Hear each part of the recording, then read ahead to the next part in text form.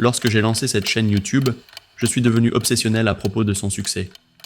J'ai cessé de sortir avec des amis, consacrant presque tout mon temps à travailler et rêver de l'avenir. Quand je sortais avec des amis, je passais tout mon temps à rêvasser. Je restais à penser à un futur lointain, un avenir qui ne viendra pas.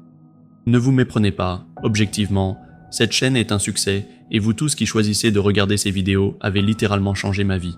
Mais l'avenir que j'imaginais ne viendra jamais, car il y a toujours plus à poursuivre. Quelque chose de plus grand et de meilleur à espérer. Beaucoup d'entre nous vivons ainsi, nous passons la plupart de notre temps préoccupés par des choses qui n'existent pas, et peu de temps à profiter de celles qui existent. Quand nous ne pensons pas à l'avenir, nous pensons au passé. Nous passons nos nuits repliées dans notre lit, pensant aux mauvais choix du passé et à ce que nous aurions dû faire à la place. En tant que culture, nous sommes obsédés par le temps, hantés par le passé et redoutant l'avenir. Mais en vérité, le futur et le passé n'existent pas. On pense que le passé et le futur sont aussi réels que le moment présent, mais c'est une illusion temporelle. En réalité, le présent est la seule chose qui existe ou peut exister. Une horloge suit le mouvement comme la rotation de la Terre autour du Soleil, mais sa mesure du temps n'est pas objective. Il n'y a que le présent et sa direction est vers l'avant. On peut accéder au passé par nos souvenirs ou enregistrements, mais cet accès est très limité. Notre mémoire peut être erronée. Nous oublions souvent des détails importants et pouvons croire avoir fait des choses que nous n'avons pas faites. La mémoire est moins précise chaque fois que nous réfléchissons. Et quand une vidéo est disponible, elle ne vous donne pas l'expérience de première main, c'est juste un petit morceau du passé qui ne capture pas vraiment ce que c'était d'être là, ou toute la gamme d'émotions que vous avez ressenties à l'époque. Le passé est une expérience ancienne de votre présent. Il n'existe pas vraiment. Le futur n'est pas encore. Nous pourrions nous préparer à des conditions comme la pluie cette semaine. Beaucoup d'entre nous feront des plans pour une carrière épanouissante. Mais ces choses n'existent pas et il y a de fortes chances qu'elles ne se réalisent jamais. Les prévisions météo sont souvent fausses et les carrières vont rarement comme prévu. Si vous continuez à être obsédé par le passé et le futur, vous ne vivrez jamais une vie complète. Vous serez trop occupé à penser aux moments qui sont déjà passés ou qui sont à venir. Vous oublierez d'être là et de profiter du moment.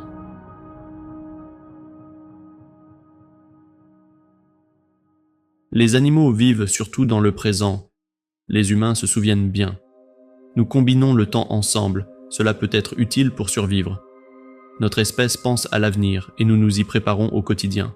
C'était essentiel pour la survie des humains face aux menaces et pour développer des sociétés complexes. Les premiers humains faisaient des lances pour chasser les mammouths. Ils savaient que s'ils les fabriquaient maintenant, ils auraient plus de chances de réussir demain. Ils anticipaient aussi qu'un mammouth fournirait de la nourriture pendant longtemps. Et en nous préparant à l'avenir, nous avons augmenté radicalement nos chances de survie. Cette capacité à planifier l'avenir est la raison pour laquelle nous avons évolué ainsi, mais cela a un coût élevé. Et ce prix est notre bonheur, notre paix intérieure. Nous sommes trop dans l'avenir pour être bien maintenant. Nous nous convainquons que tout va bien en nous racontant le mensonge.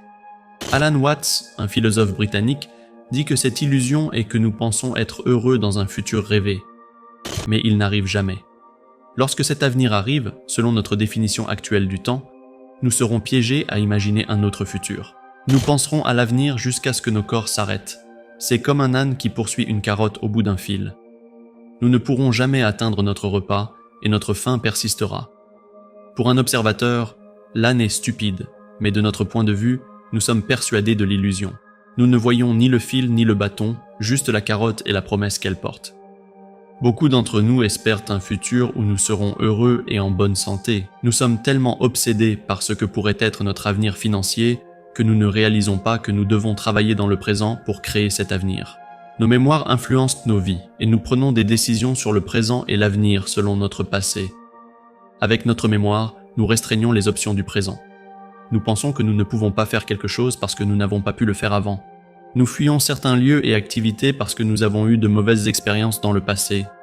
Parfois, nous refusons des offres parce qu'elles entrent en conflit avec notre perception de nous-mêmes, basée sur notre compréhension passée de notre identité. Vous vous voyez peut-être comme autonome, mais que dire des moments où vous avez réellement besoin d'aide ? Des personnes sont mortes en restant attachées à leur identité d'autonomie. Et pourquoi ? Parce qu'ils sont attachés à un passé qui n'existe pas. Nos écoles nous entraînent à toujours chercher la prochaine échelle à gravir. Le présent est souvent considéré comme inférieur, et nous critiquons ceux qui vivent l'instant présent car ils ne préparent pas l'avenir. Ils se concentrent sur le maintenant, ce qui, selon nos normes culturelles, est souvent considéré comme un comportement antisocial. Nous inventons des gadgets pour être plus productifs, pensant qu'ils nous donneront plus de temps. C'est comme dire que vous aurez plus de moments si vous achetez le prochain appareil. Mais finalement, nous ne faisons que prévoir la prochaine mise à jour ou la prochaine grande nouveauté. C'est pourquoi la question la plus posée aux critiques de technologie est « Devrais-je acheter ça maintenant ou attendre le prochain ?» Et quand nous avons la nouvelle technologie, nous l'utilisons pour fuir le présent plutôt que de l'accepter. Depuis plus de 15 ans, nous avons l'outil suprême pour échapper au présent, nos smartphones. Nous nous tournons vers nos téléphones quand nous sommes inactifs ou dans une situation sans but, et nous ressentons une panique face au présent et nous y échappons en cherchant le passé et le futur sur nos mobiles. Nous planifions par des messages ou en consultant le calendrier. Nous lisons des nouvelles sur ce qui s'est passé ou des prévisions sur ce qui va arriver. Nous réglons des alertes dans l'application Rappels et nous acceptons des notifications pour tout ce qui n'est pas dans notre présent. Quand est le prochain match? Quels sont les meilleurs complexes de plage? Où va le prix de l'immobilier? Nous cherchons constamment des réponses sur l'avenir, au lieu de profiter du présent.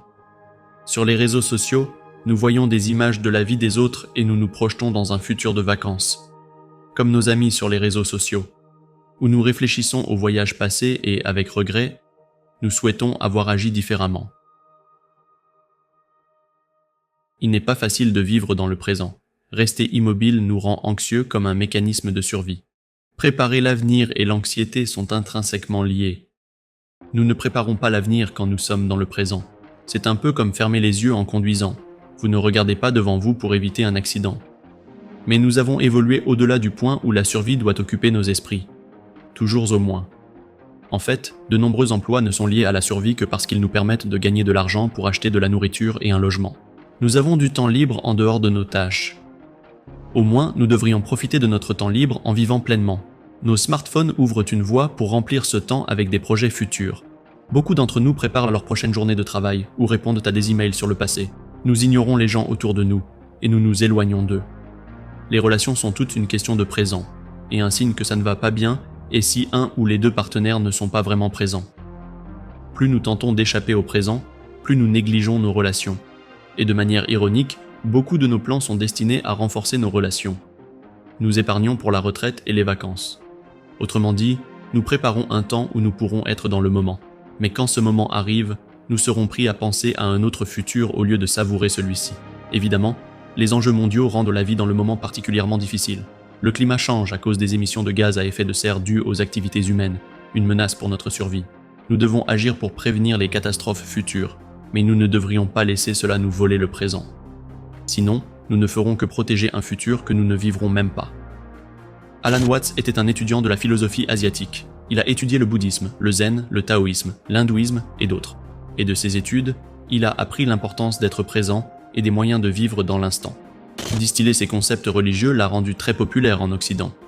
Il n'était pas un érudit au sens strict, mais il a écrit beaucoup de livres et donné des conférences divertissantes. Certaines de ses enseignements sont un peu dépassés maintenant, mais ses messages distillés restent aussi pertinents que l'avenir qui nous hante à chaque tournant. Watts avait un intérêt marqué pour le bouddhisme zen. Il insiste sur le fait d'être présent, mais va bien plus loin. Contrairement aux enseignements de Bouddha, les bouddhistes zen estiment qu'atteindre un état d'illumination permanent est impossible. Nous ne pouvons que chercher des moments passagers de pure essence, appelés satori. Ce sont des moments où nous sommes si parfaitement dans le présent que nous sommes complètement coupés du passé et du futur. Nous vivons le présent sans notre interprétation ancrée du monde qui nous entoure. Nous ne voyons pas les chaises comme telles, nous ne voyons pas de chaises. Les mots ne peuvent pas rendre le zen, tout comme la logique et nos lois de pensée. En vous parlant du zen, je ne parviens pas à en montrer l'essence. C'est pour cela que les maîtres zen répondent souvent aux questions en levant un doigt. Alan Watts frappait un symbole pour tenter de démontrer le zen. L'idée n'est pas de détruire l'esprit ou de le réduire à néant. Le zen est une affirmation. Il veut vous mettre en contact direct avec votre esprit afin de vous apporter la paix. Les bouddhistes zen croient en la pureté intérieure en nous et que s'en rapprocher devrait être notre but final. En atteignant le zen, le passé et le futur ne vous gêneront pas. En tant que pensée structurée, le passé et le futur ne peuvent pas entrer dans votre esprit. Ils n'existent pas dans le zen, ils n'existent pas du tout. Quand Watts parle du temps comme d'une illusion, il suggère que nous ne sommes pas destinés à vivre étouffés par le temps. Comme les bouddhistes zen, nous pouvons vivre dans le présent. Même quand nous ne visons pas des moments de satori, nous pouvons encore nous libérer de la tyrannie du passé et du futur. Carpe diem, vivez le jour.